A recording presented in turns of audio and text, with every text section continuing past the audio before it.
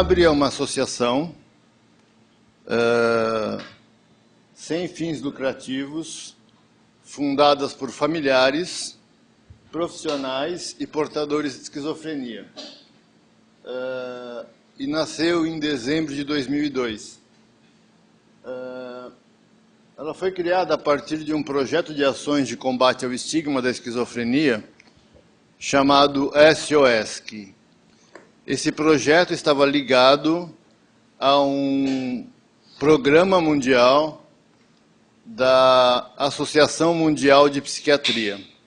E nós, aqui em São Paulo, nessa universidade, fomos escolhidos para fazer o braço brasileiro desse projeto mundial.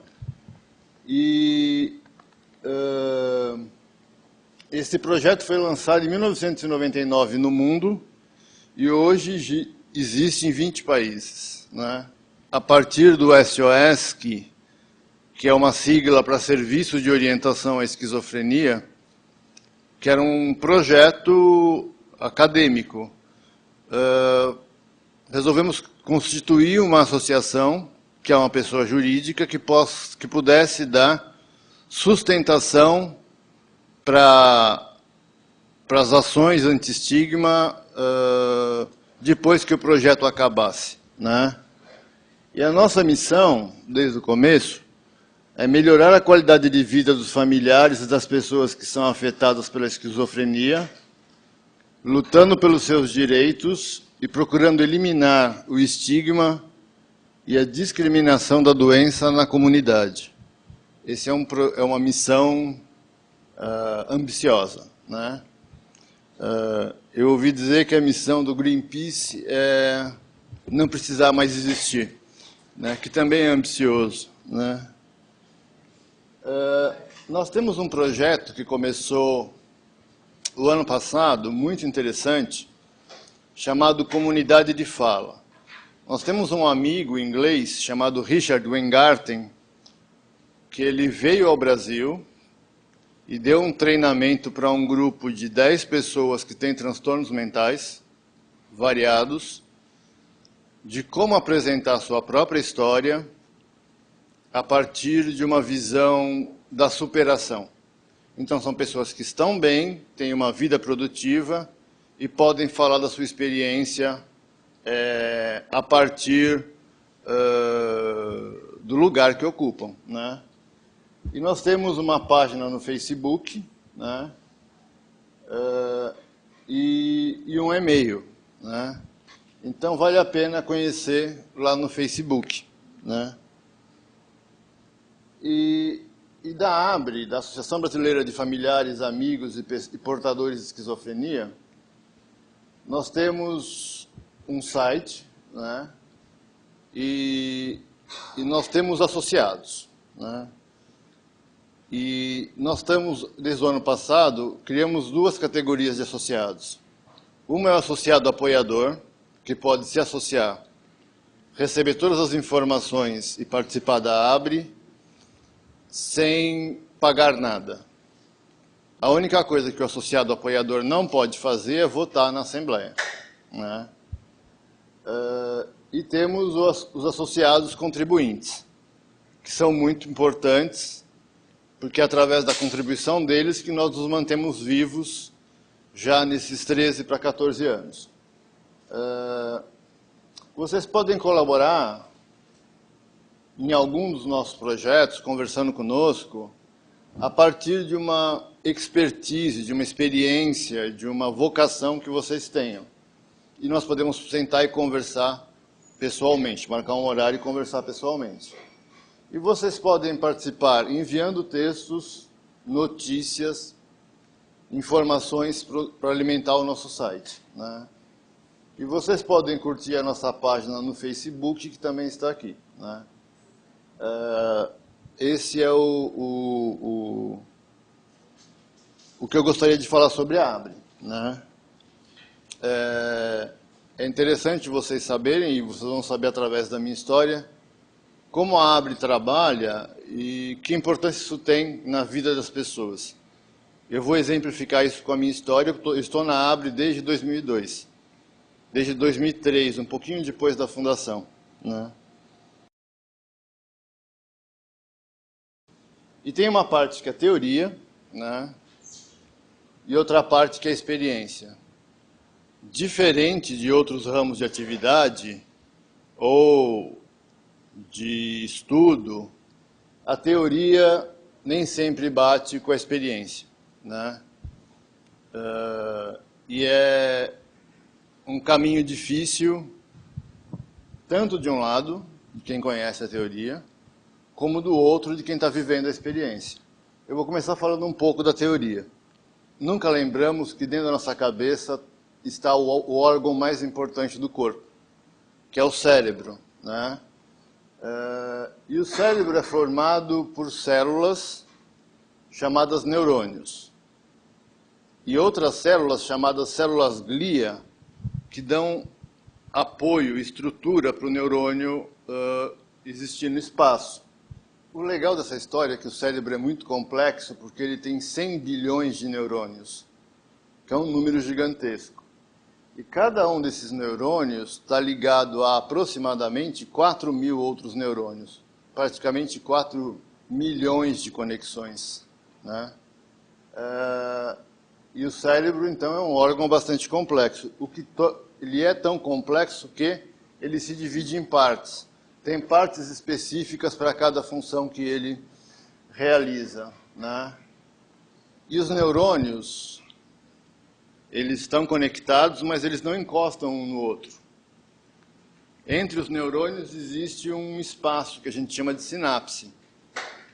Nesse espaço, o neurônio que está mandando a informação manda uma substância química chamada neurotransmissor, e o que está recebendo a informação conecta o neurotransmissor com outra substância química chamada neuroreceptor. Então, vocês imaginem um processo com esse número gigante de conexões funcionando com uma transmissão química de informações, né? É isso que nós carregamos na cabeça desde criança e não nos damos conta de que é tão complexo assim, né? O que acontece na esquizofrenia? Na esquizofrenia, um desses neurotransmissores tem a função aumentada, que é a dopamina, né? E aí, o que a dopamina faz? A dopamina dá saliência para as coisas que nós percebemos, né? Por exemplo, tem uma moça com uma blusa alaranjada na minha frente. E eu distingo facilmente das outras pessoas que estão com roupas mais claras. E assim, esse é o papel da dopamina, dar relevância para a percepção. Quando a dopamina está aumentada, a gente começa a dar uma relevância muito grande, muita importância para situações que são cotidianas, que não era para chamar atenção.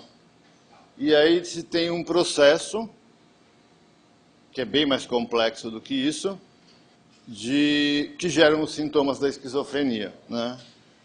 Temos os sintomas positivos, e o positivo não quer dizer que é bom. Positivo quer dizer que tem mais função no cérebro, né? E um deles são os delírios. Delírios são certeza que as pessoas têm, e não adianta argumentar que não está acontecendo, porque para ela é uma certeza, né? Se existe dúvida, não é delírio, né? E as alucinações, que são percepções dos sentidos, sem que haja estímulo externo. O exemplo mais comum de alucinação é ouvir vozes que comentam seu comportamento, dão ordens de comando, e não tem ninguém falando, né? Então as alucinações podem acontecer com os 5 sentidos. E os sintomas negativos, onde o cérebro está funcionando com menos intensidade. Déficit afetivo, dificuldade de expressar afeto e ter troca afetiva. Alogia, que não é falta de lógica, é pobreza do discurso. A pessoa tem uma dificuldade de expressar e de conversar e de manter um discurso coerente. Abulia, que é falta de vontade, e a maioria dos familiares, no começo, quando não conhecem a doença, acham que isso é preguiça, mas é um sintoma da doença. e anedonia, que é a perda da capacidade de sentir prazer. Imaginem viver com sintomas negativos, como é difícil, né? E viver com sintomas positivos também. Desorganização do pensamento é um transtorno do pensamento que você percebe quando a pessoa fala, quando a pessoa expressa o que está dentro da cabeça dela. E muitas vezes, nos casos mais graves ou mais agudos, você não consegue entender o que a pessoa fala. Vira uma salada de palavras. Então tem um sintoma de desorganização que, mesmo leve, traz um problema de funcionamento. Tem problemas de humor, né? Ou ansiedade. O humor é depressão ou exaltação, ficar muito exaltado. E sintomas de ansiedade, normalmente, é um sintoma chamado transtorno obsessivo compulsivo. Por exemplo, verificar 5, 6 vezes se desligou o gás do fogão depois que tirou a panela, né? E, por fim, os sintomas cognitivos. Déficit de atenção, não consegue manter uma atenção focada, déficit de memória, né? E déficit de funções executivas. Funções executivas é realizar tarefas programadas. Por exemplo, quando vocês chegaram aqui, vocês preencheram uma ficha de inscrição. Isso é uma atividade programada. Na crise da esquizofrenia, isso chega num ponto que a pessoa não consegue fazer as coisas mais básicas, como tomar banho, por exemplo. Ela não consegue se organizar para isso. Falando do momento de crise e de uma grande ação dos sintomas. Como é que cursa a esquizofrenia? Para 16%, a pessoa tem uma crise, que se for bem medicada dura 1 mês, um pouco mais ou um pouco menos, e depois se recomenda que ela tome remédio por 2 anos. Se nesses 2 anos ela não apresentar mais sintomas, aí vai se retirando devagar o remédio. Então a gente pode dizer que para 16% das pessoas que têm esquizofrenia, há cura, né? Porém, para os outros 84%, a cada crise, 32% a cada crise, depois volta a um nível de funcionamento que tinha antes da crise, né? Então ela não é deteriorante para 32%. Para 9%, tem a primeira crise, tem perdas, e depois, nas outras crises, essa perda não aumenta, né? É importante saber. Eu acho que eu me encaixo nesses 9%. E para 43%, quase a metade, a cada crise existe uma perda maior de funcionamento. Na vida, em tudo, cognitivo, afetivo, uma perda de funcionamento. Então, o grande objetivo que está diante do psiquiatra que trata a esquizofrenia, um dos objetivos que ele tem que estar muito atento é evitar crises, né? De algumas formas. A crise pode acontecer por um aumento de estresse, e a gente procura resolver qual é a situação de estresse, ou pode ser por uma questão que necessite um aumento de dose do remédio. Mas não se aumenta a dose do remédio ao bel prazer. Esse é um gráfico, na linha horizontal está a dose de medicação. Na linha vertical está o percentual de ocupação dos receptores, dos neurotransmissores de dopamina no cérebro. Então, se você tiver uma ocupação menor que 65%, o remédio não é efetivo. A pessoa continua sintomática.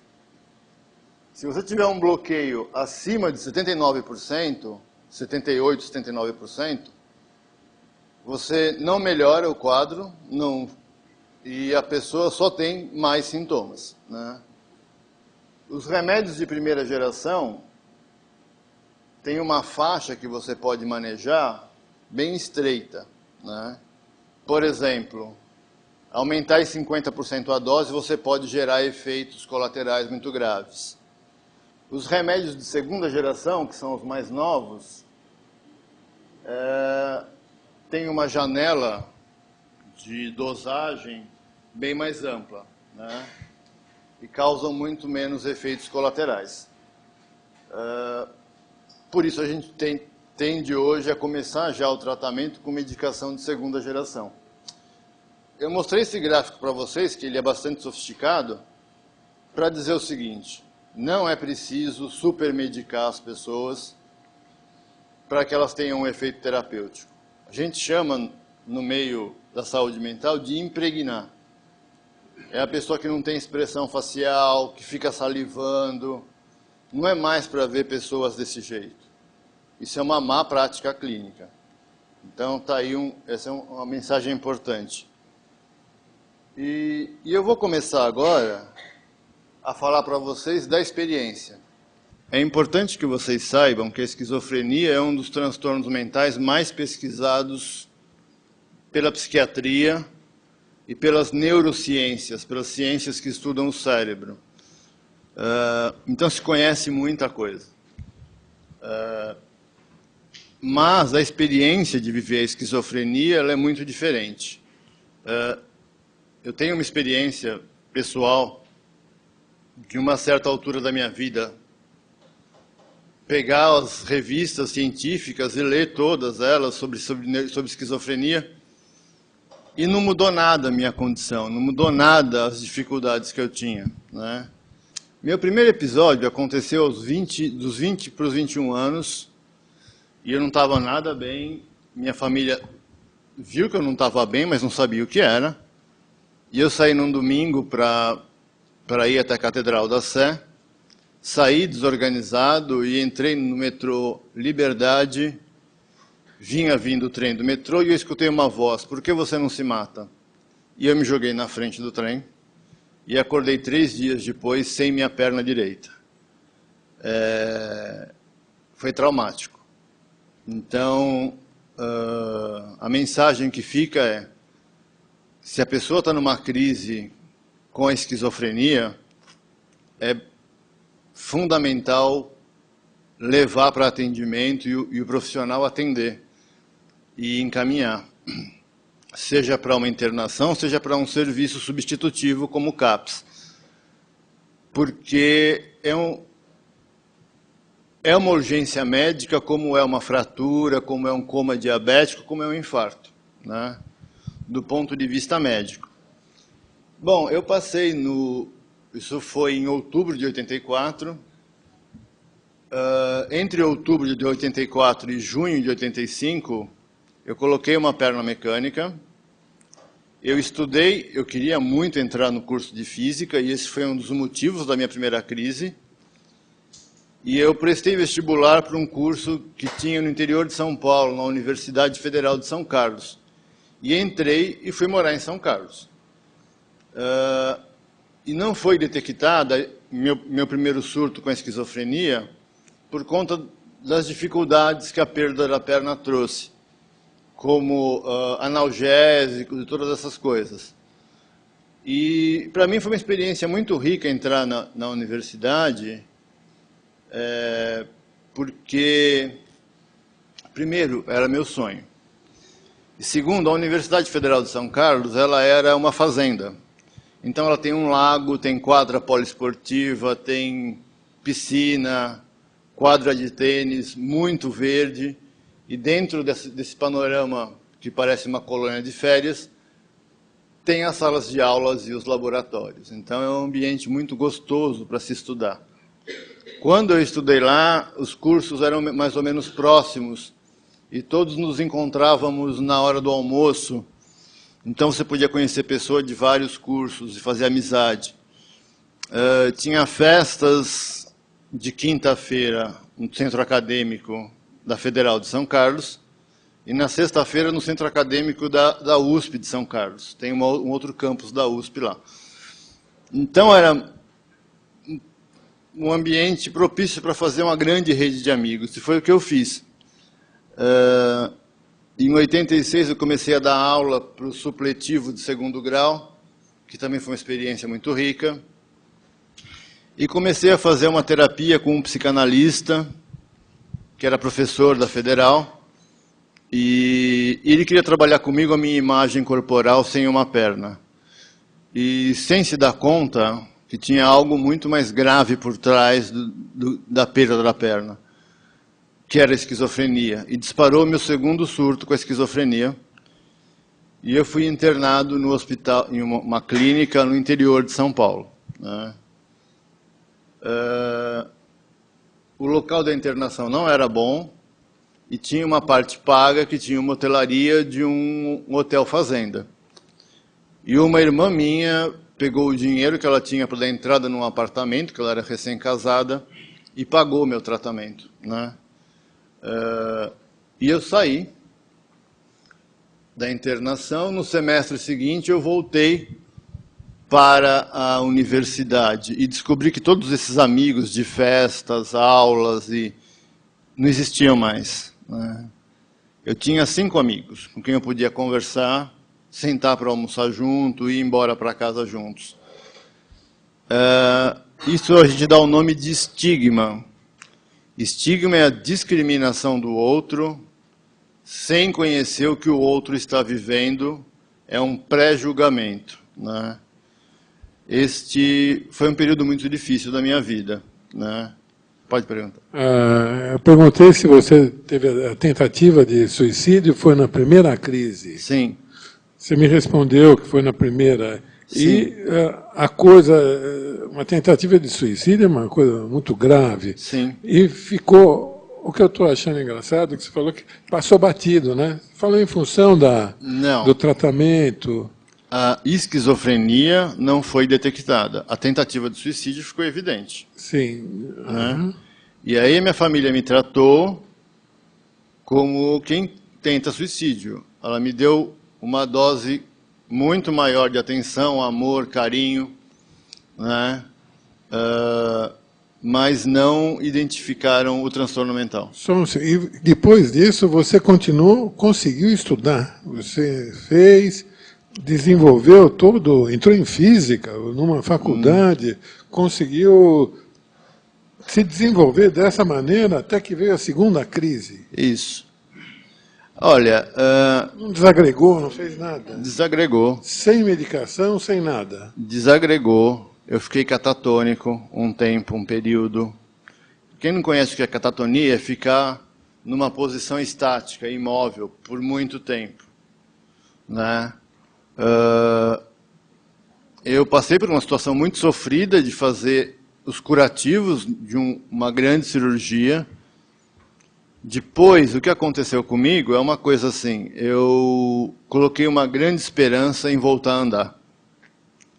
E aí eu me dediquei com muito empenho a isso. Eu tinha o direito de ir 2 vezes na semana treinar no hospital com a prótese semi-acabada, para aprender a usar a prótese. E eu convenci a fisioterapeuta a me deixar ir todos os dias. Então, de segunda a sexta, eu ficava treinando para colocar a prótese de manhã, e à tarde ficava estudando para o vestibular. E sem medicação? Sem medicação. A crise com a esquizofrenia, principalmente as primeiras, elas podem reverter sozinhas.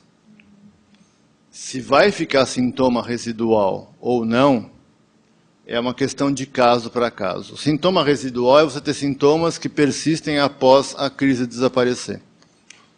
Só mais uma perguntinha. Você está falando uma coisa que é obstinação, né? Você falou de muita obstinação. Eu queria entrar em física, Sim. Eu estudei, eu fui, pus a prótese, eu me obstinei a andar com ela. Essa obstinação exagerada pode ser um sintoma? Olha, pode. É uma pergunta nova para mim, eu estou pensando sobre isso. Pode ser sintomático, mas, no meu caso, foi uma saída no mundo real para fora das questões que a esquizofrenia me colocava. O estudo era real, a perna mecânica estava sendo terminada enquanto eu treinava com ela, era muito real. Eu andava de muletas, Eu moro perto da Vila Mariana e fiz minha perna mecânica no Hospital das Clínicas. E eu ia todo dia de muleta, de ônibus, e voltava para casa. A minha vida foi ganhando um novo sentido. E tem um elemento que eu não comentei. O professor, o coordenador pedagógico da escola técnica que eu fiz, tinha acabado há 2 anos, né? Ele usava 2 pernas mecânicas. E eu ia praticamente no começo, quando eu peguei as muletas, eu ia praticamente todos os dias e ficava 2, 3 horas conversando com esse psicólogo, o que me ajudou muito. E na universidade foi muito gratificante a experiência de aprender as coisas que eu gostava tanto. No 2º ano eu entrei no curso de fisioterapia porque eu queria fazer uma perna mecânica mais leve e mais barata. E fui estudar um assunto que era uma interface entre a física e a fisioterapia, chamado biomecânica da marcha, né? Eu estudei bastante isso. Aí quando eu tive a segunda crise, com a questão do estigma e com as questões dos déficits cognitivos e aquelas 5 dimensões psicopatológicas que eu mostrei para vocês, eu falei para vocês que a crise dura em torno de 1 mês, mais ou menos, se ela for bem medicada. Mas isso não resolve a questão da doença. O que você viveu, o que você experimentou, está muito vivo dentro de você, né? Então, a recuperação, para mim, ela demora em torno de uns 3 anos, para que eu volte a ter um funcionamento igual ao que eu tinha antes da crise. E isso meio que inviabilizou de eu me formar em física, né? Mais alguma pergunta? Ela tinha uma pergunta, eu pulei, né? Eu acho interessante você ter sido cercado de um grupo que te deu um grande apoio, que não te viu como uma pessoa doente, mas te viu como um indivíduo. Então, pelo que eu pude perceber, não foi só focado a sua patologia. Talvez por isso você tenha tido um desempenho melhor. Uma pergunta que eu tenho é em relação à segunda crise, que você estava fazendo terapia, você estava fazendo psicanálise, e essa segunda crise foi aí que você teve a certeza que você estava com esquizofrenia? Foi quando você bateu o martelo? Foi durante a internação que eu fui diagnosticado. E aí, o que acontece? Me deram uma medicação, eu mostrei um gráfico de medicação, uma medicação de primeira geração, chamada, eu não vou falar o nome, porque acho que tem uma questão ética por trás de revelar o nome de remédio. Uma medicação de primeira geração, e eu cheguei em casa, depois da internação, eu não consegui escrever. Eu tinha enrijecimento muscular. E a médica não me receitou continuar com esse remédio, mas me passou um antidepressivo e um remédio para dormir. E eu fiquei muito mal com essa questão de não conseguir escrever. E eu parei de tomar todos os remédios, né? E segui minha vida depois por 13 anos sem tomar remédio, até aparecer a terceira crise. Eu tive apoio da minha família, um apoio integral, né? A minha família estava olhando para o Jorge e não para o diagnóstico, né? E isso me ajudou muito, me ajuda até hoje. Eu acho que eu sou visto pela minha família como o Jorge. Não o Jorge que manca, não, porque eu sou uma perna mecânica, não o Jorge que tem diabetes, não o Jorge que tem esquizofrenia, né? A relação familiar é fundamental. Eu tive sintomas positivos no final de começo de 87, foi muito duro, porque eu tive sintomas positivos, eu estava delirante, completamente delirante, morando no interior, numa república, e todo mundo vendo o Jorge completamente fora da realidade, e convivendo com isso. Todo mundo que me conhecia na cidade, eu era muito conhecido. Então, mas todo esse período que você ficou, de 13 anos, você não tinha sintoma nenhum? 13 anos após, né? Tinha, de um intervalo para o outro, que você ficou depois sem medicação. entre a segunda e a terceira crise foram 13 anos. Eu tinha sintomas residuais mais leves, né? Que me possibilitavam trabalhar. Eu fiquei 13 anos, praticamente, trabalhando como técnico de segundo grau, técnico em automação industrial. E, novamente, eu encontrei na minha vida um gerente de manutenção que se tornou um grande amigo, e com quem eu tinha uma relação muito próxima. Então, isso me evitou muitos estresses. Eu me reportava a uma única pessoa sobre o meu trabalho, e cumpria meu trabalho com excelência, então tudo funcionou bem, até que essa empresa mudou de lugar, né? E eu perdi o meu trabalho. E aí ficou complicado. Mas durante esses 13 anos, eu entrei no Instituto de Física da USP, aqui em São Paulo, e também não consegui me graduar, né?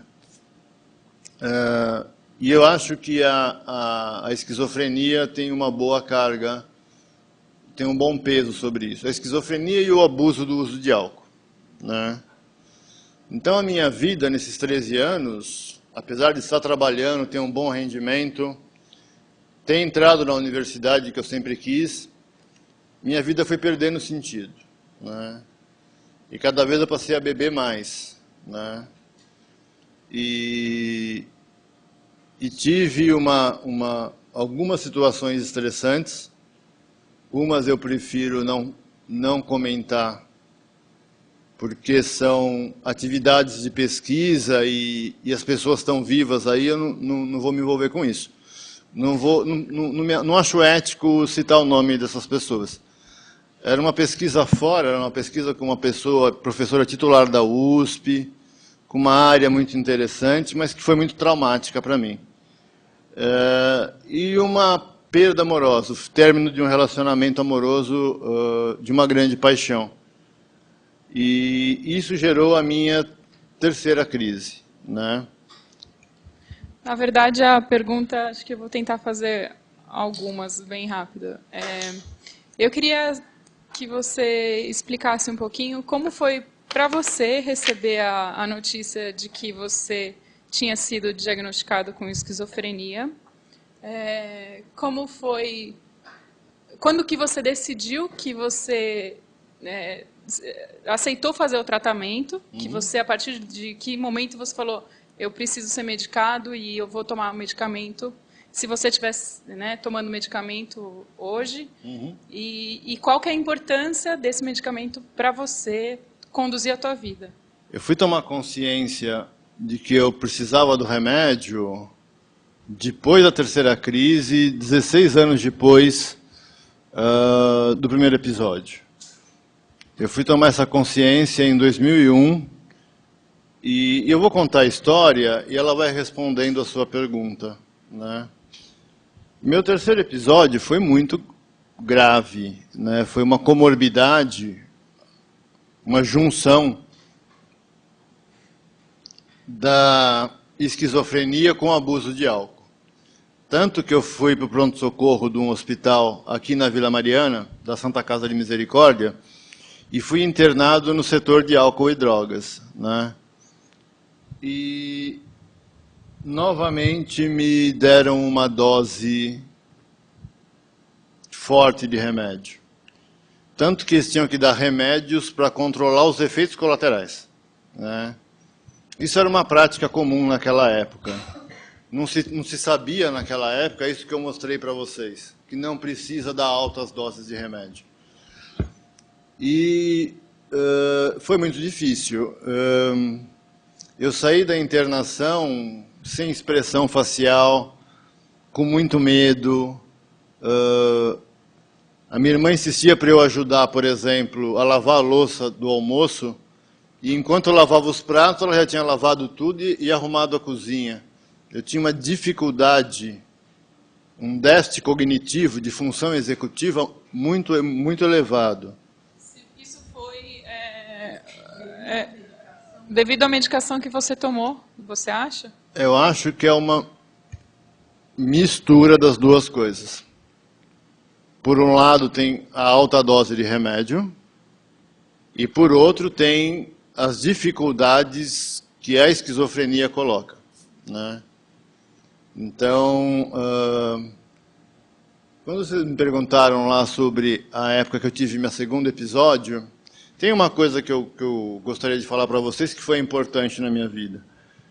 Em 87, eu fiz um tratamento espírita, num centro espírita kardecista, que era um pouco depois de São Carlos, era em Araraquara, durante alguns meses. E ele foi efetivo, né, para que eu me organizasse emocionalmente e levasse minha vida para frente. Então, no começo de 2001, depois que eu saí da internação, minha irmã ia comigo na psiquiatra e questionava, falava, o Jorge não é desse jeito, né? Ele não era assim antes de entrar, há um mês atrás, aqui. E a médica dizia para minha irmã que era sequela do surto. Isso teve um peso muito grande na minha vida. Eu achei que meu cérebro estava estragado, para sempre. Eu ia ficar para sempre daquele jeito. Foi muito doloroso, né? E o que me deu esperança? Eu não sou uma pessoa religiosa, mas minha mãe era, né? E eu resolvi, por minha própria conta, a ir até a igreja do Santo das Causas Impossíveis, que é São Judas Tadeu, que a igreja, inclusive, é aqui perto. E eu fiz uma promessa, que se eu conseguisse recuperar minha capacidade do meu cérebro, eu iria ajudar as pessoas que eu encontrasse no futuro que estivessem passando pelo que eu estava passando naquele momento. E essa profecia, essa promessa foi como uma profecia que se autorrealizou. Eu encontrei uma terapeuta ocupacional no local de tratamento com quem me identifiquei muito, e o tratamento com ela foi muito efetivo, e eu tive o meu primeiro insight, 16 anos depois da crise. Insight é uma compreensão profunda acerca do que você está vivendo. O primeiro insight é o seguinte: não interessa para mim, naquele momento, se eu estava vivendo era delírio, era fruto do delírio, ou se era realidade. O que importava era eu viver com as pessoas. E aí eu fui me dedicar, vocês acham bom? A coisa era tão difícil que a tarefa mais difícil que eu fazia era pegar meu sobrinho de 4 anos e ficar olhando ele andar na calçada do prédio que eu morava, na rua em frente ao prédio que eu morava, na calçada, e levar ele para dentro de casa depois, né? Eu fiz isso durante 6 meses. A outra grande tarefa que eu tinha era ir até a terapia, que era pegar o ônibus, ir até o local. Eu morava no Ipiranga e tinha que vir até aqui a Vila Mariana. Ficava 1 hora na terapia e voltava para casa. Então, eu estou falando essas coisas para vocês para que vocês percebam que a melhora é possível, mas ela não é um passe de mágica e ela não depende de uma compreensão, de uma descoberta. Eureka, descobri o que eu tenho. Não é isso. Não é assim que funciona, né? Então, a terapeuta ocupacional foi muito importante. No tratamento com ela, no meio do ano, eu comecei a ter um efeito colateral do remédio e ele foi substituído. E eu passei a tomar um remédio de 2ª geração. E eu voltei a sentir de novo. Isso é muito marcante na minha vida, voltar a sentir as coisas, sentir alegria, sentir o dia bonito, coisas muito comuns. E isso foi uma grande mudança, né? Afinal de contas, na prática, meu cérebro não estava estragado, né? E a terapeuta ocupacional fez comigo um projeto. Ela foi saber o que eu queria da vida. E eu queria voltar a estudar. E eu achava que eu não tinha mais condições de estudar física, porque exigia muito, e resolvi estudar filosofia. Foi lei do engano. Quem conhece filosofia sabe que é tão difícil ou mais difícil do que a física. Mas eu fui lá, estudei, meio do ano em diante e tal. No final do ano eu entrei no curso de filosofia da USP e fiz um processo de alta da terapia ocupacional. E também em 2001 eu conheci a minha psicanalista, né? Ela chama Cláudia, e a terapeuta ocupacional tão importante se chama Alessandra. E meu relacionamento com a Cláudia foi se constituindo aos poucos. Durante 2 anos eu fiquei falando com ela sobre a minha esquizofrenia. Eu não tinha outro assunto. Porque eu fui ler bastante sobre esquizofrenia e fiquei muito impressionado com o discurso sobre a doença, que é um discurso muito negativo. E depois de um tempo eu comecei a ver que eu estava andando em círculos. E parei de falar da esquizofrenia e comecei a achar outras coisas que dessem sentido para a minha vida. Fui atrás de outras coisas, né? Então, respondendo a sua pergunta, o processo de aceitação da medicação passou primeiro por uma internação, não que isso seja necessário. A internação é necessária quando a família não consegue dar conta de cuidar de você em casa, né? E de vínculos, o vínculo com a terapeuta ocupacional foi muito importante. Vínculo que eu falo é ter uma relação de confiança. E nessa relação de confiança, a pessoa trata da realidade que diz respeito a você. Então, é uma pessoa que tem uma visão de mundo e está junto com você no mesmo barco, né? Então, isso me ajudou a aceitar a medicação. Bom, a psicanalista, no começo eu achei ela uma pessoa arrogante, né? E eu me trato com ela há 15 anos, ela virou uma pessoa muito central na minha vida. E não é nem um pouco arrogante, foi uma primeira impressão das primeiras semanas. E eu consigo cuidar com ela, eu cuido da minha alma. Eu não preciso mais cuidar da esquizofrenia porque ela está sob controle. Eu cuido das minhas questões existenciais frente à vida. E é uma relação muito cuidadosa, né? A psicanálise ou a psicoterapia não é dar conselhos. É construir sentido para a vida através da relação que se estabelece entre o terapeuta e o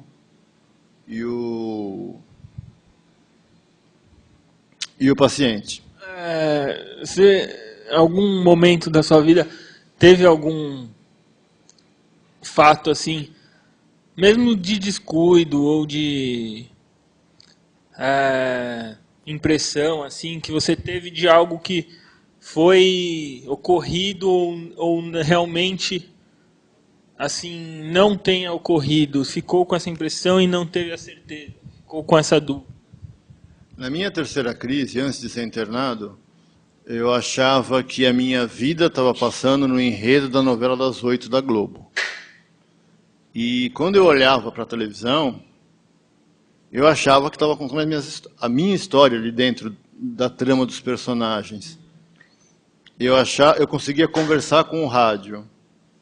O rádio falando, eu achava que era comigo que ele estava falando.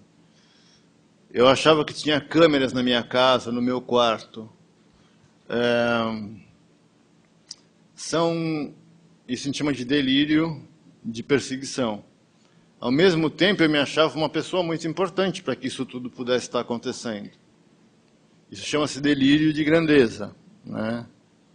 Essa relação, assim, teve algum comprometimento com álcool ou alguma droga? O abuso do álcool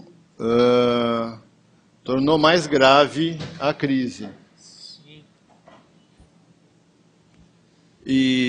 Mas não foi efeito da medicação também, não. Eu tenho amigos que passaram por coisas muito parecidas e não usavam droga nenhuma.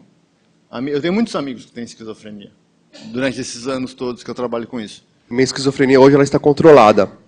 Partindo dessa ótica de um paciente, de um portador de esquizofrenia, eu fico pensando assim, o que é uma esquizofrenia controlada, tá?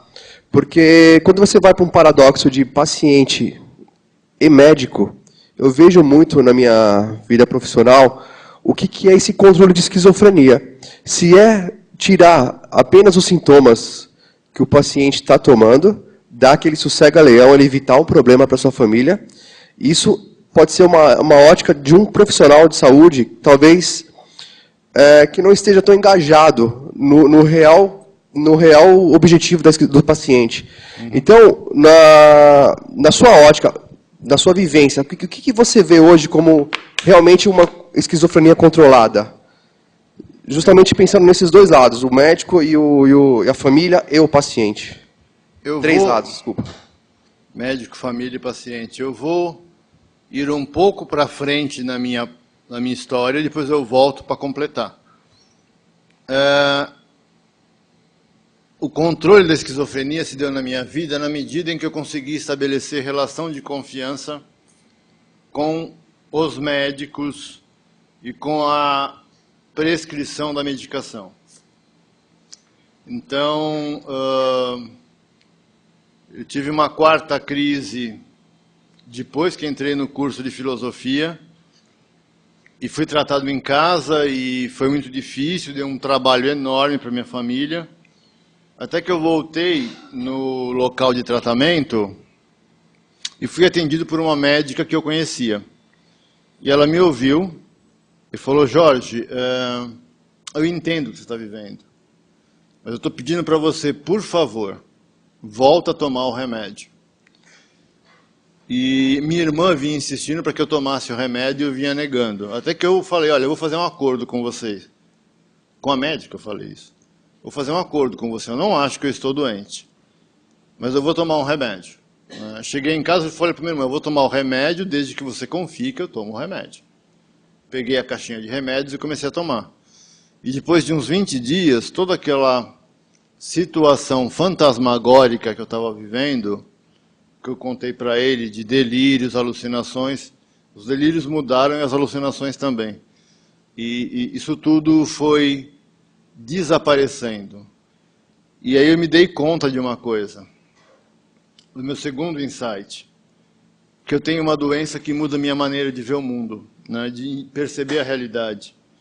E eu preciso do uso do remédio para controlar isso, e preciso de ter relações de confiança com as pessoas, ter pessoas em quem eu possa confiar, para poder saber se eu estou na realidade mesmo ou não. Então, esse é um tipo de controle da esquizofrenia, né, que ocorreu em 2003 para 2004. Né. Depois, eu passei um período de 9 anos sem crise, né, mas eu construí várias coisas na minha história que foram dando sentido para a minha vida e para o meu autocuidado. Mas você vê hoje, tirando o paciente, a família e por exemplo, vamos pegar a família. A família ela entende que para que um paciente esquizofrênico, basta ele é muito mais além ele estar funcional do que ele está realmente controlado. Isso é uma pergunta. E o médico, ele tem essa ótica também, ele consegue ele consegue não sei se você está me entendendo, mas o médico ele consegue falar assim, eu preciso que o Jorge, por exemplo, ele seja um cara funcional, que volte a escrever livros, que volte a dar aulas, que volte a fazer, muito além do que ele apenas deixar de ter os sintomas positivos, por exemplo, e negativos. Isso já está mais... Está normal isso hoje em dia, dentro desse ciclo de tratamento? O médico ele busca realmente essa funcionalidade, ou quer só que você, ou outros pacientes, deixam de ter os sintomas? Porque eu acho que a funcionalidade é algo mais importante ainda do que esses sintomas. Né? É uma coisa ligada à outra. Na verdade, eu me tratei com 3 médicos desse período para cá, com quem eu conseguia ter um diálogo. Eles conseguiram, e o meu atual médico consegue, saber o que é importante na minha vida. E e a dose de remédio que ele usa comigo é uma dose baixa, porque eu estou funcional. Eu fui conquistando uma funcionalidade. Eu fui fazendo as coisas e depois eu vou contar um pouco para vocês desse período entre crises. Eu fiz várias coisas. Então, eu estou com a esquizofrenia controlada para o meu perfil como pessoa. Tem pessoas que ficam numa situação mais grave e precisam de uma dose mais alta de medicação ou de uma medicação mais efetiva. E tem pessoas que negam a doença o tempo todo, não acham que estão doentes, tá? Acham que o delírio que elas estão vivendo, elas acreditam que é verdade e não querem se tratar. Então, normalmente, essas pessoas podem ser tratadas com medicação de depósito. Você dá uma injeção a cada 20 dias ou a cada 15 dias. E a pessoa não precisa tomar o remédio todo dia.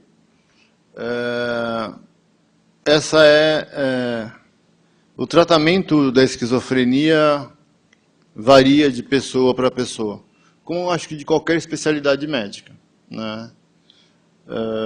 Mas a resposta para a sua questão vai ficar mais clara quando eu for contando mais o que eu fiz, né? Tem uma... Pega o microfone. Oi. Eu estou na Abre desde o começo, né? Ajudei a fundar. Então, na segunda vez, em 2002, era 2002 ou 2003, a segunda psiquiatra que teve aqui, ela já devia ter uns 30 anos fazendo uma apresentação, ela já devia ter uns 20 ou 30 anos. Ela disse que, em 100 casos que ela tinha tratado, ela não tinha visto 2 iguais. Podem ser, no máximo, parecidos.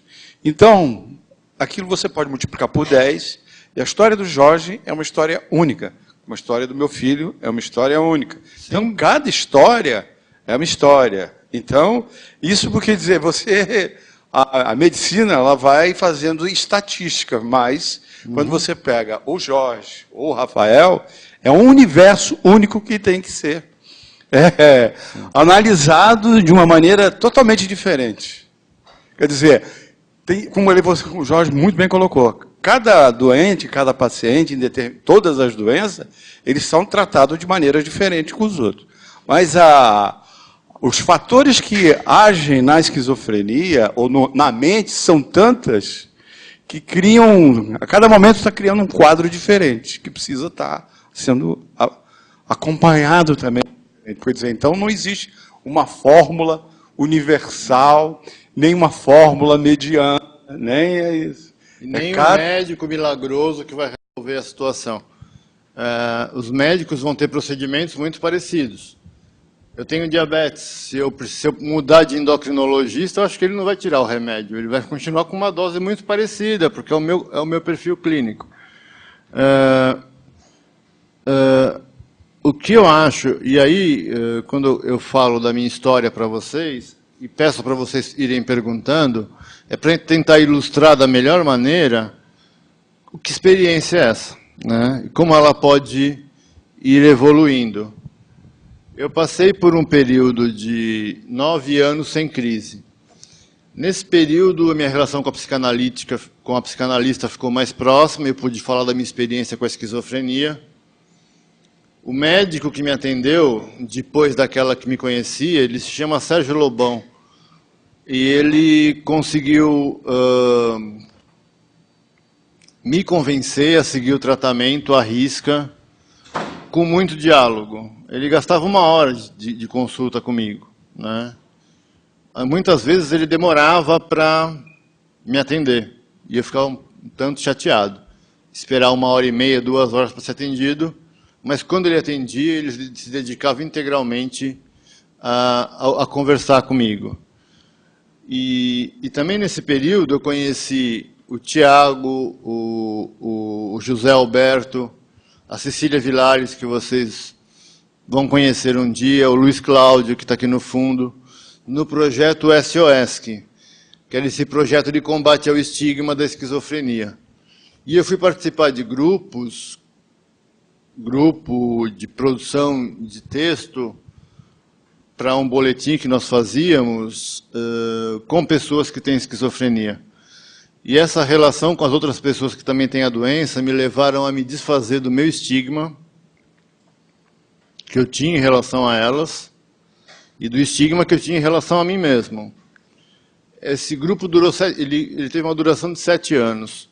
Eu posso dizer para vocês que nesse período, eu estou falando de 7 anos, eu aprendi com a Cissa, com a Cecília Vilares, a gostar das pessoas.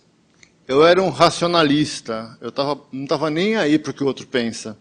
Eu comecei a dar importância para o que o outro pensa, como o outro está se sentindo. Se o que eu faço, como afeta o outro e como me afeta. E foi um grande aprendizado. E o participar da ABRE, ser acolhido numa associação que tratava no mesmo nível os profissionais, os familiares e as pessoas com esquizofrenia, foi uma experiência inovadora no Brasil e inovadora para mim, né? Eu pude ir construindo significados. Eu pude ir construindo significados na minha vida para fora da doença. E é isso que leva, respondendo a sua pergunta, a uma estabilidade com a esquizofrenia. Claramente, a gente percebe que, de indivíduo para indivíduo, como funciona esse tratamento. A questão é, a medicação, ela é via de regra? Você vai ter que ser medicamentado a sua vida toda, independente de você estar em crise ou não?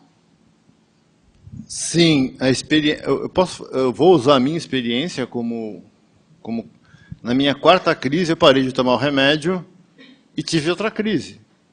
Na 3ª para a 4ª, parei de tomar o remédio e tive a crise. Depois da 2ª crise, a recomendação é pela vida toda. Agora é a seguinte, na crise você toma uma dose, por exemplo, de 10. Fora da crise, você toma uma dose de 2,5.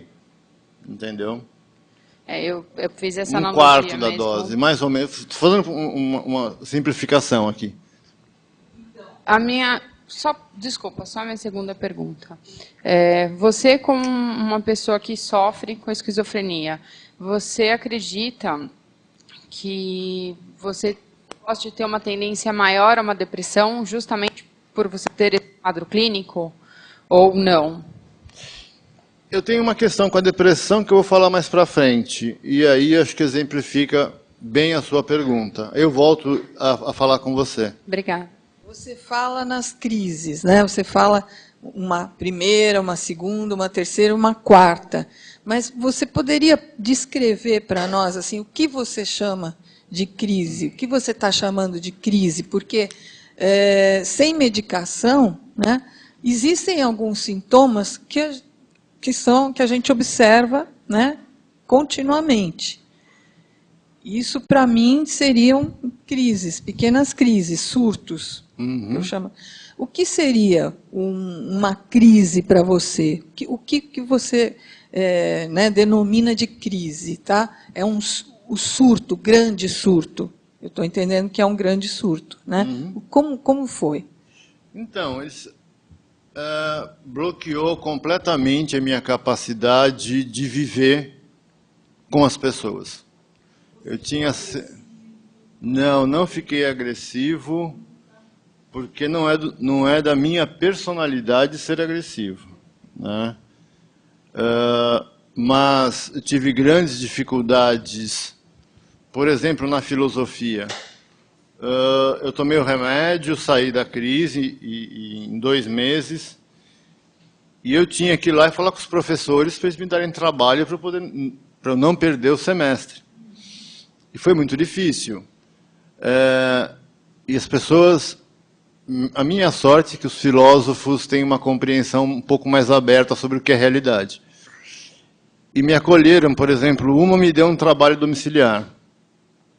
A gente estava estudando vários assuntos, e ela me deu um livro que analisava a história de um filósofo que teve um quadro que a gente chama hoje de psicótico, parecido com a esquizofrenia, que é o Jean-Jacques Rousseau. E eu fui ler esse livro e foi muito útil para mim, né? Eu fui acolhido pelos meus professores. Mas, durante a crise, você cria certezas, como eu estava falando para ele, da certeza de achar que a minha história estava passando na Rede Globo, né? Todas as vezes isso aconteceu, quer dizer, voltava mesmo? Não, não é o mesmo conteúdo. Na minha segunda crise, eu achava que estava sendo perseguido por pesquisadores da Universidade da Califórnia, né? Na terceira crise, eu achei que eu era um espírito que estava adormecido há 3.000 anos e tinha acabado de acordar, né? São contextos diferentes. Pode falar. Existe crise contínua? E outra, pode haver uma remissão espontânea da crise? Ou sempre precisa ter uma intervenção medicamentosa? A remissão dos sintomas mais graves pode diminuir, mas ficam sintomas residuais e que impossibilitam a pessoa de ter uma vida produtiva, uma vida com qualidade. O remédio é fundamental. O remédio é uma condição fundamental para que se consiga construir outras coisas. Então não existe uma dicotomia, não existe uma separação entre psicoterapia e psiquiatria. A psiquiatria, sendo bem praticada, ajuda muito a psicoterapia, que também precisa ser bem praticada. O psiquiatra tem que entender de esquizofrenia, que é um assunto complexo, e o psicólogo tem que entender de esquizofrenia também, para poder atender bem, né? Eu costumo dizer assim, é bom que cada um deles tenha um supervisor mais experiente nas questões mais graves que podem acontecer. Então, ambas os tratamentos são importantes. O psiquiátrico e o psicossocial, que a gente chama, de reinserção da pessoa no mundo, de reconstruir significados no cotidiano, por exemplo, que é o trabalho da terapia ocupacional. Primeiro eu queria saber se durante a crise você tem consciência que você tem esquizofrenia. Pode falar. E eu queria saber também se durante a quarta crise você já estava fazendo tratamento com a psicoterapeuta, né? Sim. E como é que foi esse processo com ela, né? Esse processo para você, durante a terapia, expor isso na terapia, a sua crise, e como que ela te ajudou? Então, eu vou começar pela segunda pergunta. Ela nunca me... A minha psicoterapeuta nunca me disse o que eu deveria fazer. Ela nunca foi diretiva, né? Nós construímos uma relação de confiança, e o que ela fez durante a minha quarta crise foi me aconselhar, e foi através dela que eu voltei a procurar o médico, né? Ela falou, Jorge, você precisa do médico, né? Como você precisa da terapia aqui, você vai precisar falar com o médico. Quanto tempo que você vai adiar isso, né? Então, e você só escuta coisas duras assim e leva a sério de pessoa que você confia, né? E assim, a experiência da crise, é interessante falar, a experiência delirante, a experiência do delírio, ela acontece para quem está vivendo. Não tem essa consciência de que aquilo foi delírio. Eu tenho hoje uma consciência racional. Eu sei que a minha vida não passou na novela da Globo. Racionalmente falando, eu não sou tão importante assim. Mas a experiência vivida, para mim, aconteceu. E está na minha memória como uma experiência vivida. Entendeu? O exemplo que eu dou quando dou aula para os alunos de medicina é comparar o delírio pleno com uma paixão. Você tem uma série de visões de perfeição da outra pessoa, da beleza, da estética. Você escuta, sei lá, batidão e acha que é lindo porque você está apaixonado. Tudo é maravilhoso. E a paixão acaba, e a pessoa vai embora, e a experiência ficou com você. No fundo, ela existiu. Mesmo que a pessoa não seja aquilo tudo que você projetou. Não é? Com a crise delirante é mais ou menos assim. O que é importante? Construir sentidos e caminhos na vida que levem a gente a deixar de dar importância para o delírio. Então eu falo para vocês, por exemplo, desse delírio de ser um espírito que estava adormecido há 3.000 anos, foi marcante para mim quando isso aconteceu. Hoje não tem nada, não tem nenhum peso. Eu posso falar disso tranquilamente, sem me afetar.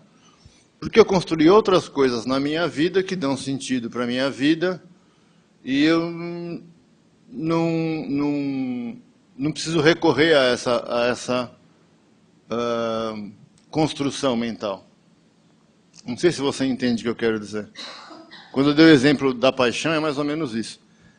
Eu tenho 52 anos, nós mais velhinhos já nos apaixonamos muitas vezes, a gente consegue ver um padrão de repetição, inclusive, né, nessas questões do sentimento humano, da alma humana. A psicologia trabalha com a alma humana. E o psiquiatra trabalha com o cérebro e com a alma humana, com as duas coisas, né? O psiquiatra que trata só o cérebro normalmente não é bem sucedido, né? Ele tem que conseguir estabelecer vínculo de uma relação de confiança com o seu paciente, com o familiar. O delírio, por exemplo, se ele tem dias até o dia que é um surto, que ele chega num pico, ou se você não tem o delírio e chega num dia que você simplesmente tem. Não, ele tem um período existe um período que antecede o delírio.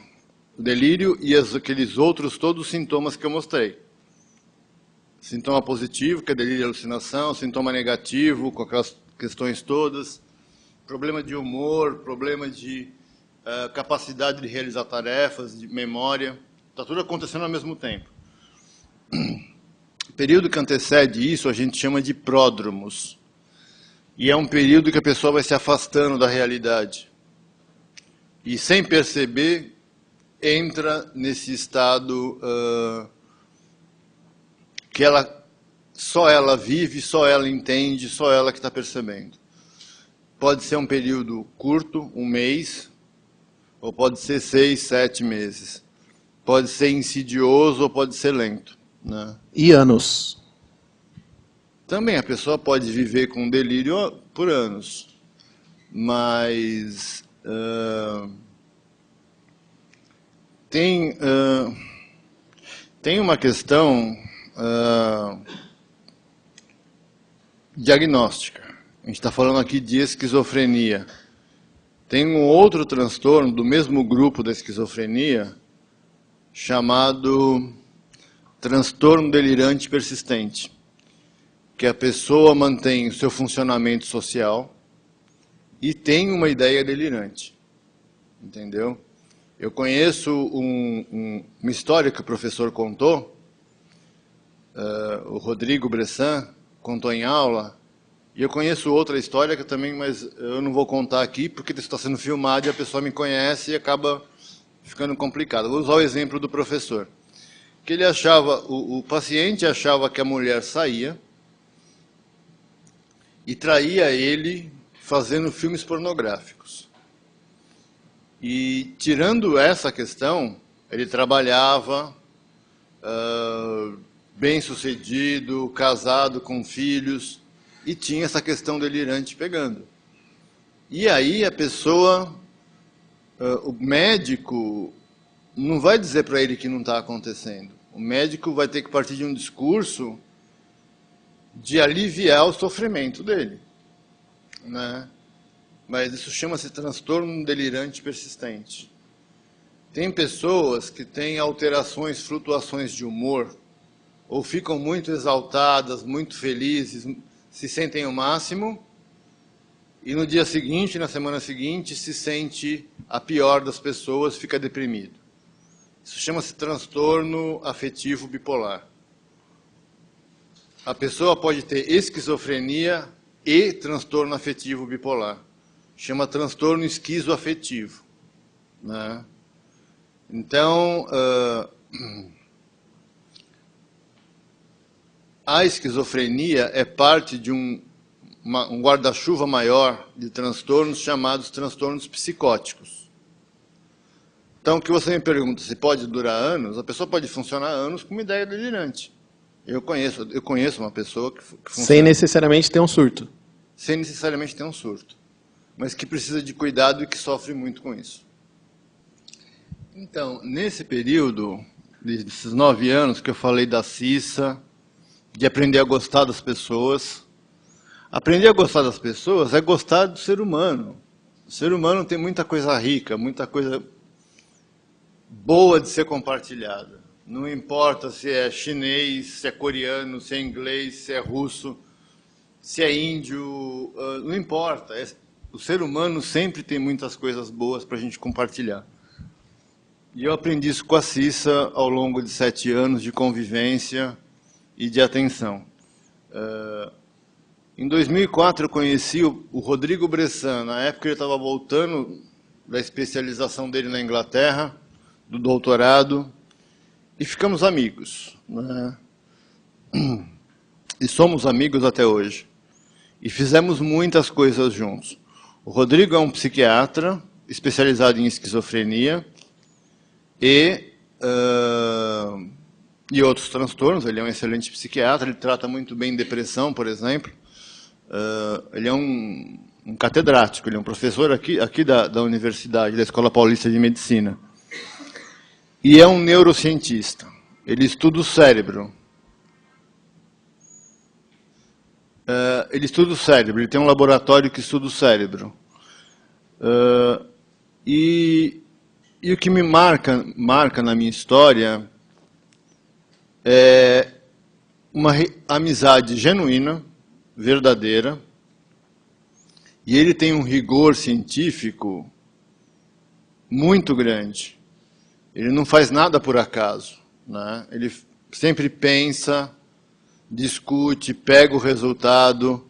É uma pessoa muito séria com o trabalho. Quem conhece o Rodrigo, ele é descendente de italianos, é uma pessoa extremamente cativante e muito legal, mas quem trabalha com ele sabe o nível de rigor que ele leva com as coisas. E o que é muito bom. E o que me ensinou a ser rigoroso comigo mesmo, né? Quando foi em 2005, eu saí da Santa Casa e vim me tratar aqui no programa de esquizofrenia da Unifesp, no ProESC. E eu cheguei para a médica e falei, olha, eu quero baixar minha dose de remédio. Ela chama Cecília Tux. E ela falou, Jorge, tudo bem, para quanto você quer baixar seu remédio? Aí eu falei, pera lá, eu posso escolher quanto eu posso tomar de remédio? Ela falou, pode. Nós vamos fazer um acordo. Se você não se sentir bem, você vai me procurar. E foi uma tacada de mestre, né? Para quem gosta de bilhar, foi uma tacada de Rui Chapéu, assim, foi uma coisa bola na caçapa, né? Eu estava com uma dose de 7,5, e quando ela me deu a chance de escolher, eu pensei bastante, porque a responsabilidade era minha, e baixei para 5, né? E aí, e fiquei bem, não passei mal, não precisei procurá-la por isso, e ela pôde tratar o Jorge Pessoa. E essas questões, voltando a responder sobre a estabilidade com a medicação, de construir um significado na relação com o médico que ele possa te falar com clareza o que você está passando. Tem situações que isso é muito difícil. Durante a crise, por exemplo, é perda de tempo. Você vai esgarçar a relação. Mas fora da crise, não. Né? Então, e nesse período de 2005 até 2011, eu fiz muitas coisas. Né? Participei de vários congressos, escrevi um livro junto com o Rodrigo e com a Cecília. E em 2008 eu me tornei membro do PROESC. O Rodrigo me convidou a deixar de ser paciente do PROESC e entrar para a equipe. Né? E aí eu fui falar com o professor dele, se o professor dele poderia me tratar. E o professor dele aceitou. Né? Aí eu me trato com essa pessoa até hoje, ele chama Itiro Shirakawa. É uma pessoa que eu tenho uma confiança plena de que ele conhece o meu caso e de que ele pode cuidar de mim com toda a eficiência. E essa é uma certeza subjetiva. Ela foi construída no relacionamento ao longo dos anos. Né?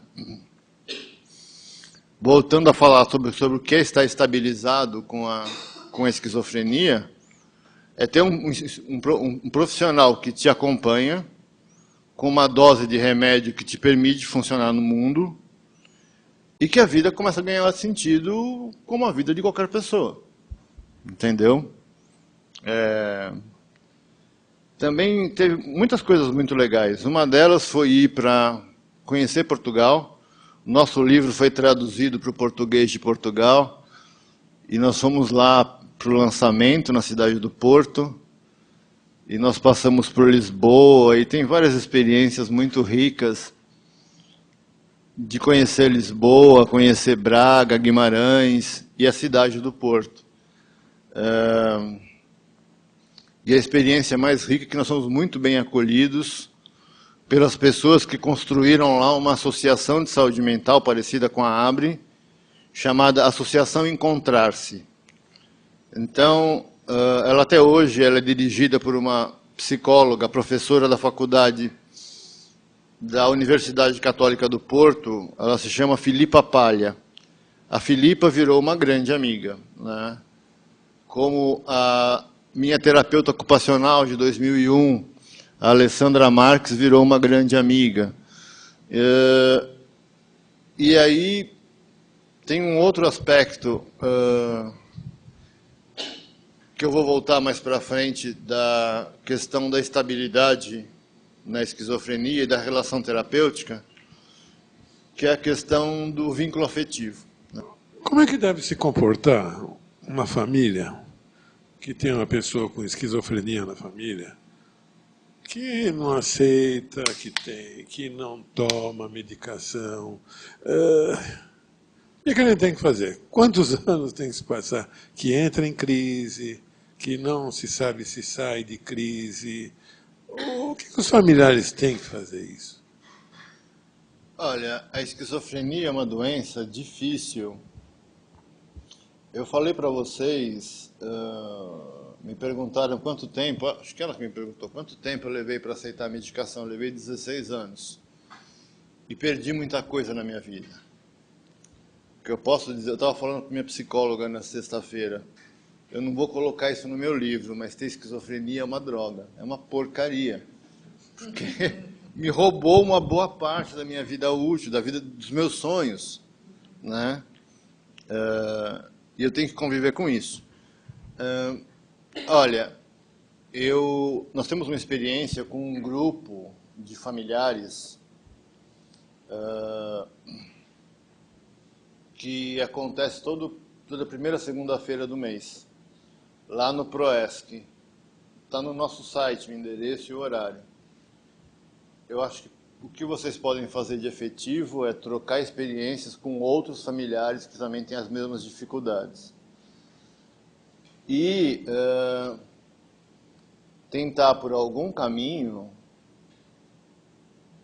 e existem vários caminhos para isso, ganhar a confiança do seu filho. confiança de pai para filho. Eu não sei se é seu filho, né? Da pessoa que você está dizendo. Se for seu filho, é a confiança de pai para filho que todo filho tem. Entendeu? Sabe o que acontece? Na pior crise de delírio que você esteja, você concorda não com quem tem a razão. Não, você não concorda com quem está certo, porque você também acha que está certo. Você concorda com quem você confia. Eu tenho uma relação com tinha, né? Minha irmã faleceu no começo do ano passado, eu tinha 3 irmãs, tenho 2 irmãs agora e um irmão. Uma dessas irmãs, eu tenho um vínculo muito forte de confiança. E durante as crises é a pessoa com quem mais eu brigo. Por quê? Porque eu sei que no dia seguinte ela vai estar lá.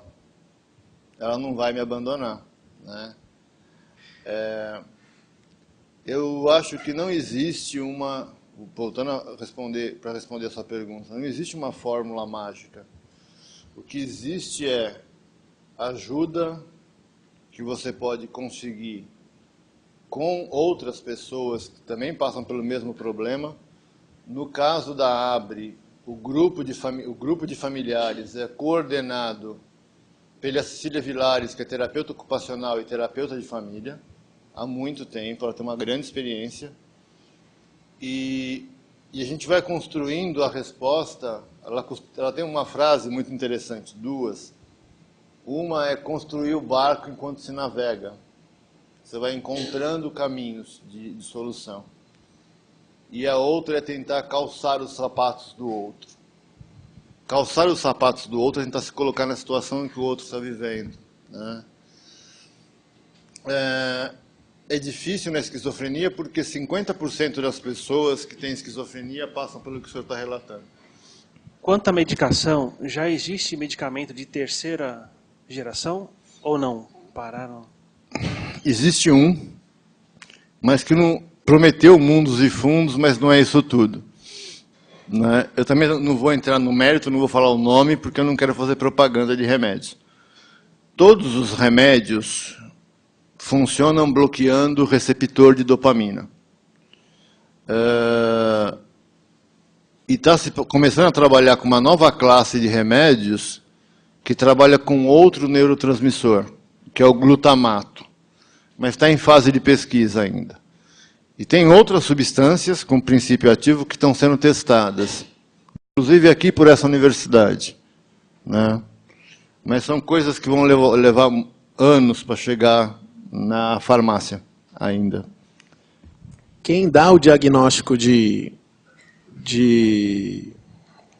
fugiu o nome. Esquizofrenia é sempre o psiquiatra? Sim, o diagnóstico é dado pelo psiquiatra. Então tem que ser o profissional que, por exemplo, nós temos uma suspeita na família. Sim. O certo seria levar a pessoa ao psiquiatra, ou não? Depende da situação. Sim. Ela aceita ir no psiquiatra? Não sabemos. Acredito muito que não. Ela vive 99% do tempo dela no real. Uhum. Quando surge uma pressão, sei, digamos assim, na família, ou alguma discussão, alguma coisa, ou você vai comentar sobre, por exemplo, um passeio. Uhum. A gente vai fazer isso, fazer aquilo, e ela fala, não, fala baixo, pode ouvir. Entendi. Ela tem uma mania de perseguição. Pelo que a gente viu, se encaixa mais no que você falou quando eu perguntei se o surto ele era de um dia ou se ele vinha vindo e explodia. E você falou que era um... Pode ser outro diagnóstico, que é transtorno psicótico, transtorno delirante persistente. Esse. Mas eu estou falando para você aqui, não, sim. É chute. Sim, Se tivesse um médico aqui, ia me repreender. Eu não posso falar sobre a área médica porque eu não sou médico. E eu não estou diante da pessoa. Mesmo o médico não vai te dar uma opinião sem ver a pessoa. Leva no médico, procura explicar. Fala, olha, vai te ajudar a sofrer menos. Acho que esse é um bom argumento. Eu li um relato de um esquizofrênico em que ele dizia que quando o surto estava se aproximando, ele percebia algumas alterações e ele já buscava ajuda para minimizar alguns problemas. Uhum. Você consegue ter essa percepção de que está alterando alguma coisa, você vai ter um surto, vai entrar em crise? Então, até recentemente, quando eu percebia que eu estava autorreferente é achar que tudo que está ao meu redor tem a ver comigo, né? Aí, a bola de neve já está descendo um morro abaixo. Só vai crescer e piorar. Hoje eu consigo perceber o efeito do remédio e quando eu não estou me sentindo bem, de uma maneira muito subjetiva. Eu não estou bem comigo mesmo. E eu procuro a psicóloga, se isso persiste mais de uma semana, eu procuro o psiquiatra. E já houve várias vezes que eu pedi para aumentar a medicação. Tá? Até passar e depois eu diminuo.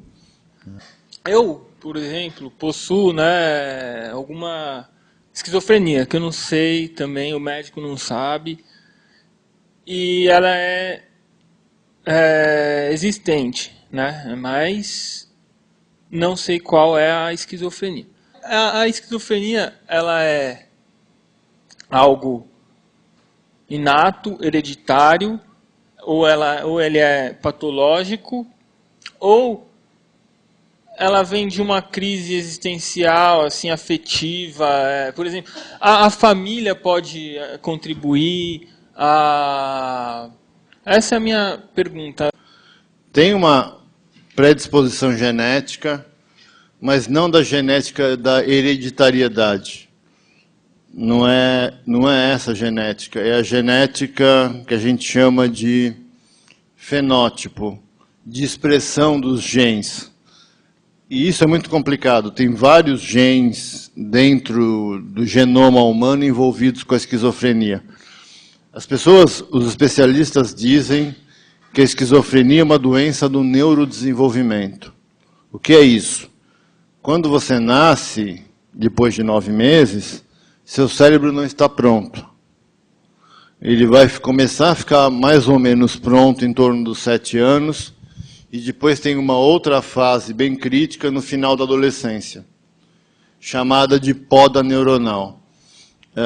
O cérebro vai escolher quais circuitos ele vai usar para o resto da vida e quais ele vai dispensar, né?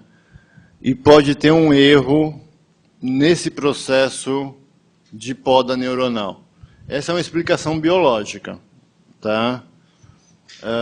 Existem explicações da psicologia, mas que eu não concordo muito, né? Por exemplo, da relação com a mãe causar esquizofrenia, a relação da mãe com o bebê.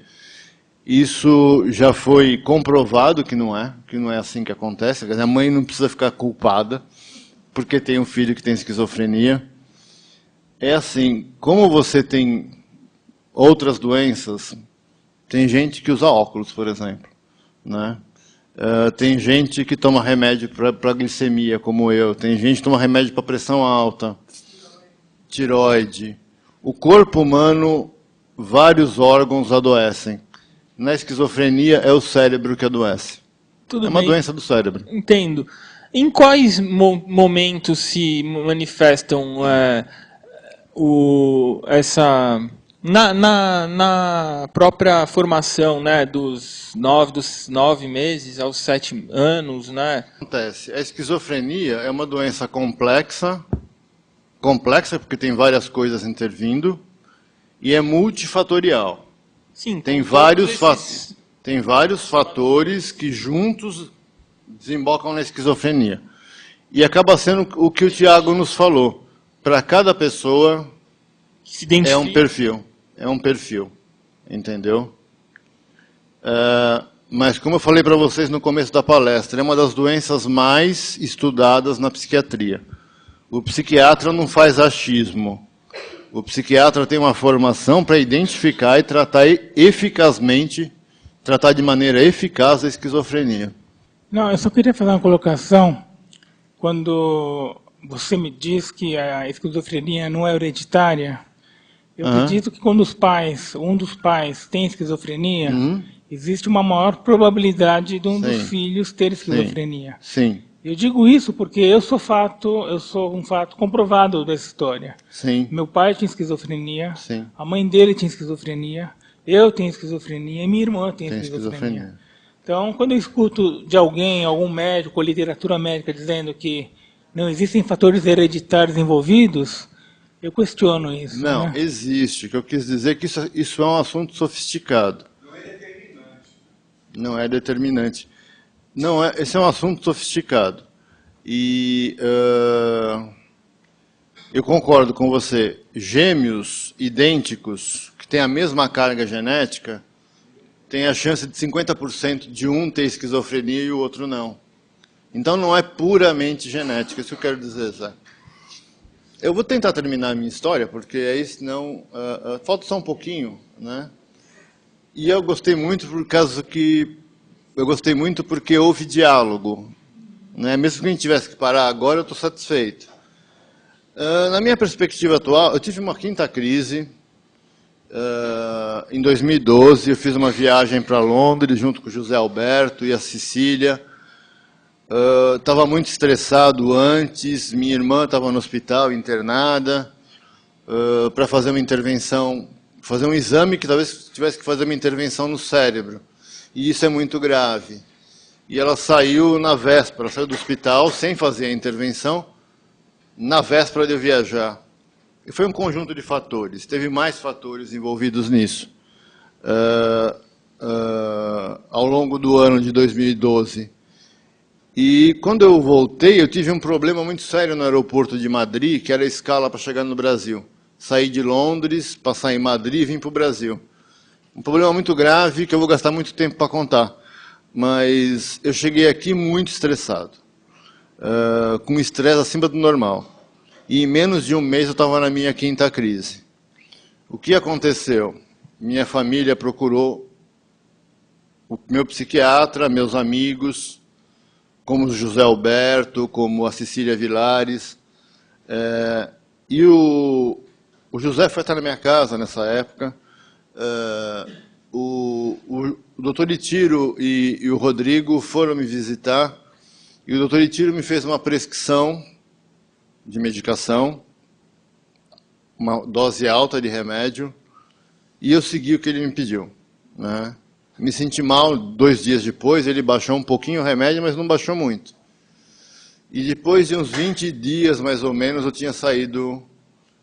Quando eu falo sair da crise, é sair dessa certeza delirante que a gente cria, né? E venho me recuperando. Alguém me perguntou sobre depressão. Foi você? Foi você. Eu falei que ia chegar mais próximo disso. Depois dessa crise, e é comum depois de uma crise com esquizofrenia, ter depressão. Eu tive uma depressão e eu comecei a tomar antidepressivo e fui conversando com a minha psicanalista. E aos poucos eu fui lembrando das coisas difíceis que eu vivi. Não é lembrando do acontecimento, é lembrando da memória emocional que tinha por trás disso. E foi como, eu chamo isso de um expurgo. O nome não é muito bonito, mas é como se estivesse vomitando esses sentimentos para fora. Isso durante meses. E aí parou de acontecer. A depressão diminuiu, passou. E para tirar o antidepressivo eu levei 4 meses. Por uma questão técnica. Tinha que baixar aos poucos a dose, não dava para tirar de uma vez só, né? É muito comum ter depressão depois da crise. E é muito comum ter depressão quando a sua vida perde o sentido. Para qualquer pessoa, para quem tem esquizofrenia também, né? E eu queria falar para vocês só um detalhe, não é um detalhe, é uma coisa importante, mas eu vou falar muito rapidamente. Existe no mundo um movimento das pessoas com transtorno mental que afirma que é possível superar o transtorno mental e ter uma vida produtiva e com qualidade. E esse movimento chama-se movimento do recovery. Recovery, a tradução para o nosso idioma, é recuperação, né? O movimento do recovery ganhou espaço e hoje é aplicado em vários países pelo sistema de saúde, para tratar a saúde mental. A gente chama de serviços orientados para o recovery. Nós aqui do PROESC estamos tentando fazer, junto com a ABRE, este exercício, que também tem que ser uma construção muito segura e com, a gente chama de evidências de que está funcionando. Mas é a nossa proposta. De uma maneira muito simplificada, o processo de recovery se dá por, primeiro, encontrar esperança. Lembra quando eu falei para vocês que eu fui na igreja de São Judas? Lá eu comecei a ter esperança. Restabelecimento da identidade, né? Eu falei para vocês que saía com o meu sobrinho para ele andar de bicicleta. Eu estava reassumindo a identidade de tio, né? Depois de irmão, depois de amigo, né? Encontrar sentido na vida, né? Eu acho que escrever o livro foi uma coisa que, um marco, me ajudou a encontrar sentido para a minha vida. E o quarto processo é se tornar responsável pelo seu próprio processo de recuperação, né? Então, eu conheço pessoas, e eu também faço isso, que vai no médico sozinho, que pega o remédio sozinho, toma no horário sozinho, se cuida, né?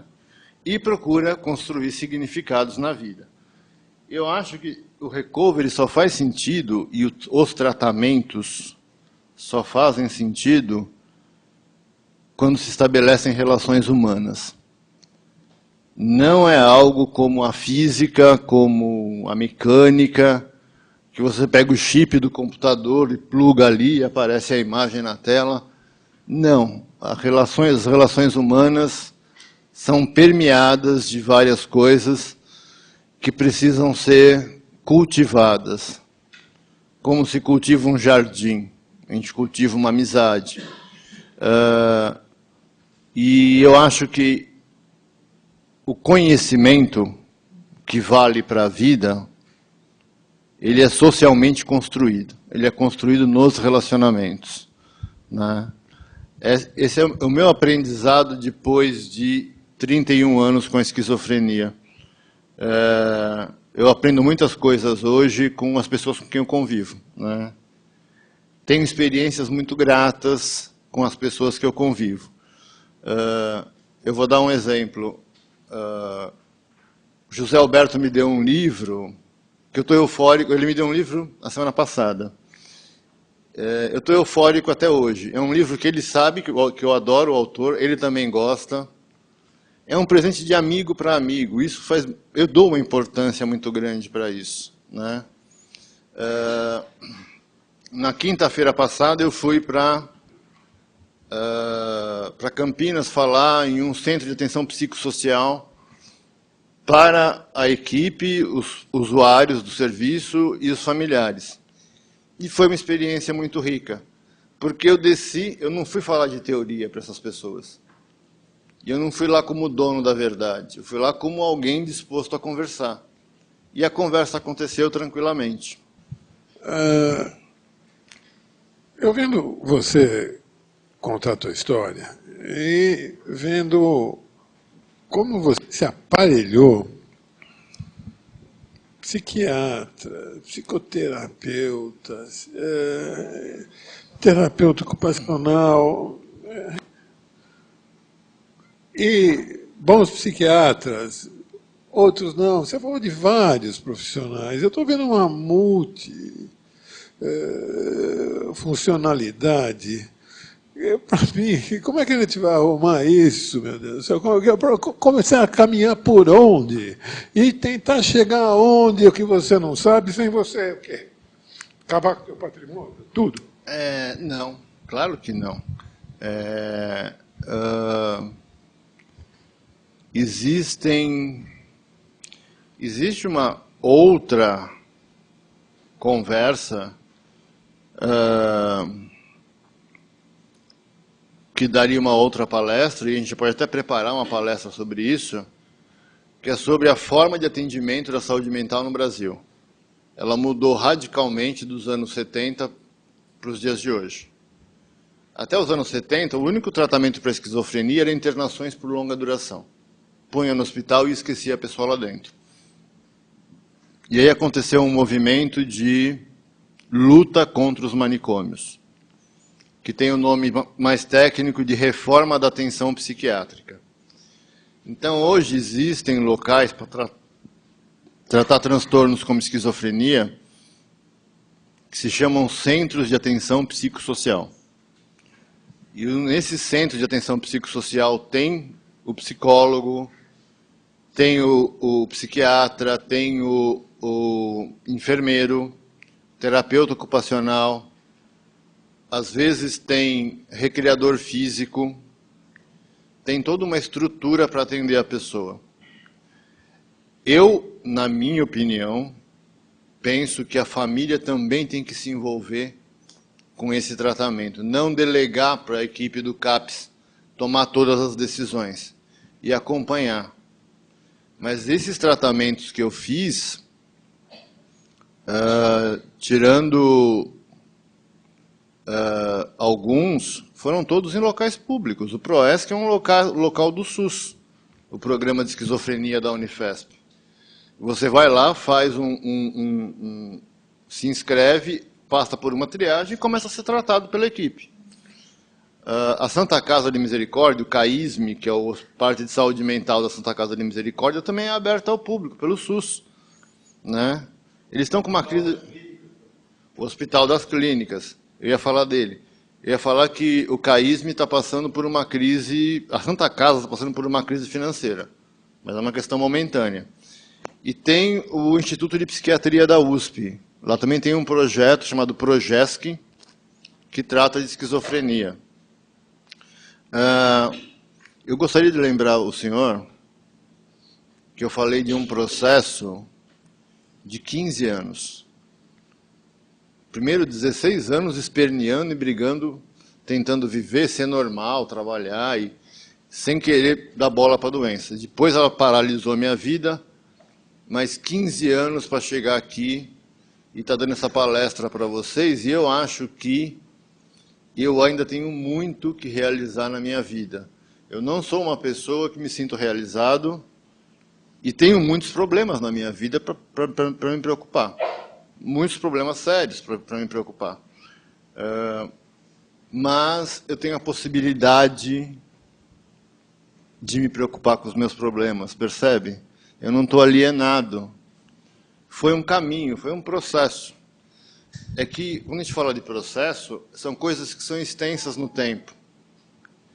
Então, quando eu falo para o senhor, é muito legal frequentar o grupo de famílias da ABRE, porque o senhor vai ver histórias muito interessantes de pessoas que tiveram sucesso com os familiares, por exemplo, ou que estão com problemas, e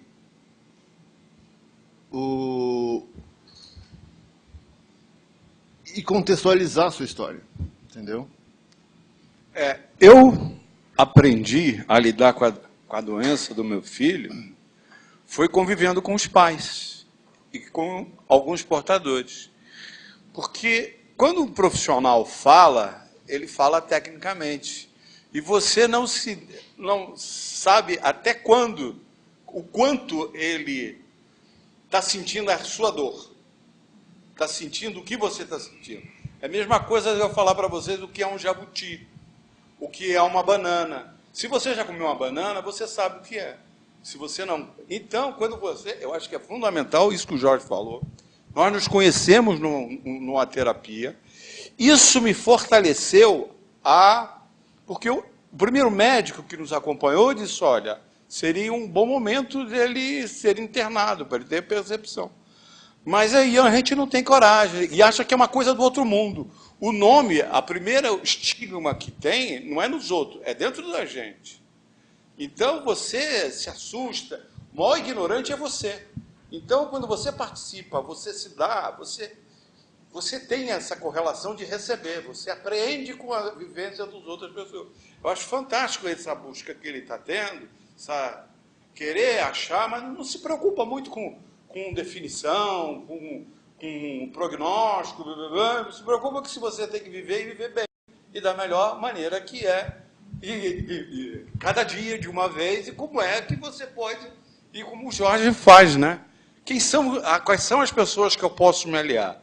Eu, assim, quer dizer, para mim falar agora é fácil, que já faz mais de 10, quase 14 anos que você está. E o tempo você...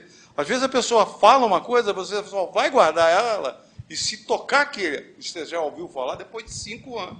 Porque primeiro você está sofrendo muito. Então esse sofrimento te tampa você achar os caminhos, né? Então é por isso que tem que ter esperança e certeza que a gente vai sair disso. É bom falar sobre a importância do remédio, porque isso é um aprendizado. Primeiro, eu aprendi, como eu contei para você, do médico que ficou, me atendia, demorava 1 hora de consulta comigo, depois a médica que me deixou escolher o remédio. Eu fui criando uma relação com... E o médico hoje, que o remédio que eu uso é fruto de um acordo.